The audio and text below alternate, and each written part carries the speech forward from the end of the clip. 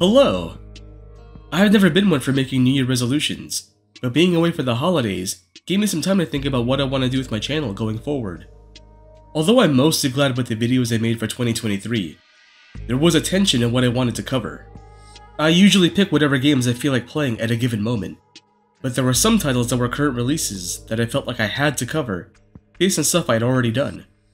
Wanted Dead is a good example, because I've billed myself as a platinum shill and a fan of character action gameplay in general. In my bones, I knew I probably wouldn't like it before I played it, but I didn't want to come to the game with any bias, and I just ended up not liking the process of making those videos. I don't regret making them, but I could have ended up covering Hi-Fi Rush much earlier than my catching up video in the middle of the year. Same goes for the Resident Evil 4 remake. Now, I like making those vids, but I covered the game simply because I covered the last two remakes. I feel like I'm railroading myself into specific videos when I don't have to answer to anyone besides myself. While I was abroad, I did something I've never done before.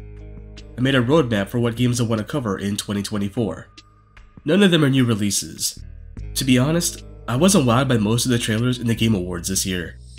I think Rise of the Ronin and that new Mana game were the only ones that really caught my attention. Instead, I want to get back to my backlog and knock some titles off the list. I've been dying to play Titanfall 2's campaign now that I've gone through a handful of mecha games, and want to see what all the fuss is about now that the game should be patched up from all the hacks. Hellblade is also a game I've wanted to play. I've poked fun at them in the past, but I don't actually hate Ninja Theory, and Hellblade seems like a turning point for the studio, from being just another AA team into something akin to Sony Santa Monica for Microsoft.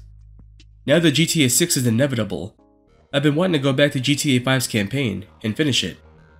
I stopped after a certain mission that left a bad taste in my mouth. Like Nakey Jakey in his Red Dead Redemption 2 video, I was fighting against the mission structure and the plot, and that mission was my breaking point. Like Max Payne 3, I want to come back to GTA 5 with fresh eyes and see if I can appreciate it for what it is. Since I can't cover Alan Wake 2 based on the rules I've imposed upon myself, I figured I should cover the other third-person action-adventure game that takes heavy influence from Twin Peaks. This one interests me because Thor High Heels has some issues with its plot. I think he said it was transphobic, and I stopped this video right at that claim, so I want to see what it's on about. When I found out El Shaddai was coming to Steam, I was so shocked because it was one of those games that I always expected to be trapped in 7th gen limbo. Other games kept popping up and taking my attention away, so I'm hoping to finally tackle it this year.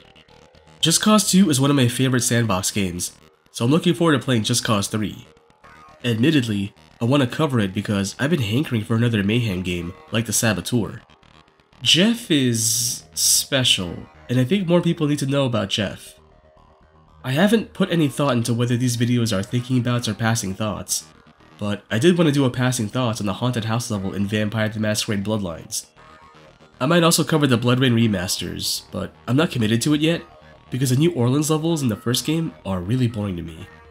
The other passing thoughts idea I had was going to focus on the Howard twins from Astral Chain, and how their dynamic differs from other character action game rivals. While I've got Platinum on the mind, I had this idea to cover Platinum's most recent games and posit that they were going through a Travis Strikes Again phase, where they put out smaller games to play around with new ideas that they could bring into Kamiya's next 3D game. But then... I still want to cover them though. Let's see if I can actually pull it off. None of these are set in stone, and I might shelve or scrap a project if a game comes out next year that grabs my interest. Like if Sandland drops next year, I'm definitely making room for it. Besides these, I made another list of games I want to play just for myself. I don't think I'll make any videos for them, but I might do a write-up on my WordPress that's less review and more travel journal. That's not the Final Fantasy VII Remake, by the way. That's old school Popeye Arms FF7. Never finished it as a kid, and I want to go all in on it. Well, that's all for this update. It'll be fun to go back to this at the end of the year and see if I stuck to the plan. As always, stay tuned for more content, and Happy New Year!